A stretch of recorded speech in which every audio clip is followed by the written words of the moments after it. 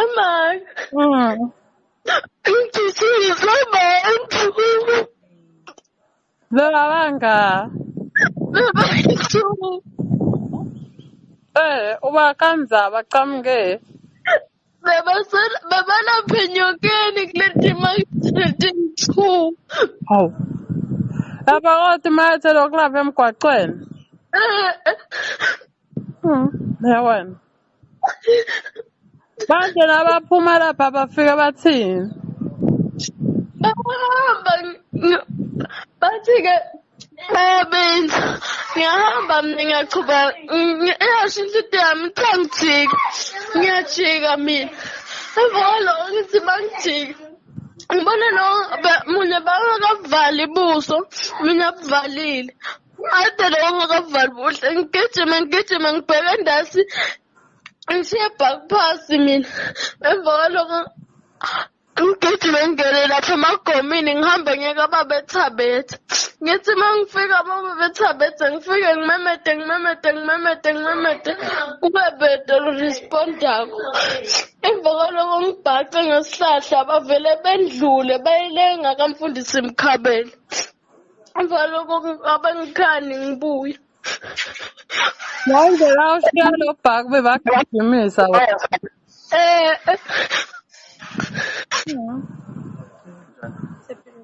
Yawena. Manje babeseke emva kwalo lo bhaki unyawo. Ngibuye nawo babe sebayahamba basabuya. Nabashona le ndazi. Manje lo mnye bekavala ebuso lo mnye angikavali baphetheni latandlela.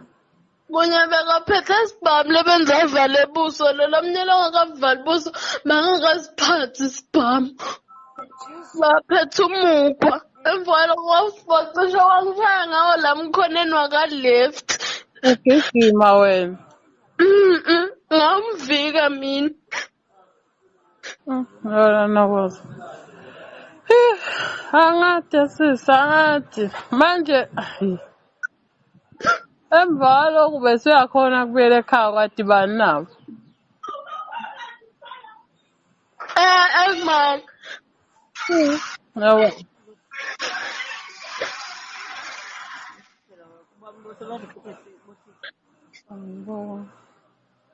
Okay.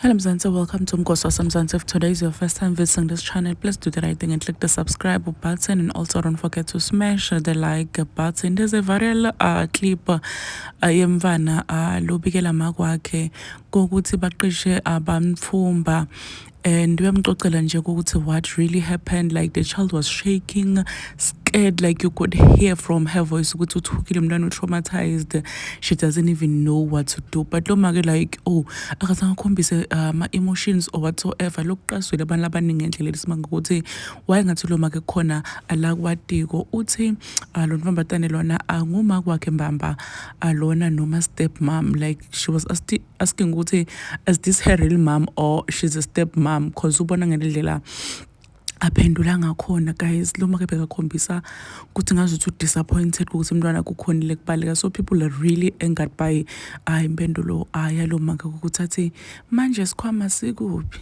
ukuphi wena. So people felt ukuthi hayaba lo make lona why sound ngazuthi she knows something. Uthi user lo make uyangitsina yo uthi Nels the mom is nonchalant, no emotions whatsoever. Uthi nokusiyena, is she even her real mom or what? So people are really confused ukuthi hayibo uqoqele makwakhe indzabe ukuthi you were almost kidnapped.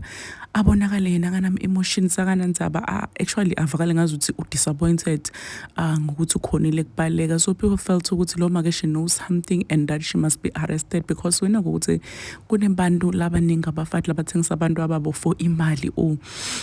Umuntu ahlale nemntwana esuswini for 9 months amkhulise, makaqasa lapha amthengisele tigebengu for imali. Guys, it's true when they say imali impanze yesono. Please do comment what you think below down in the comment section. Don't forget to hit the notification bell so that you can be notified whenever I upload a new video. This is the end of my video. I'm signing out. So goodbye.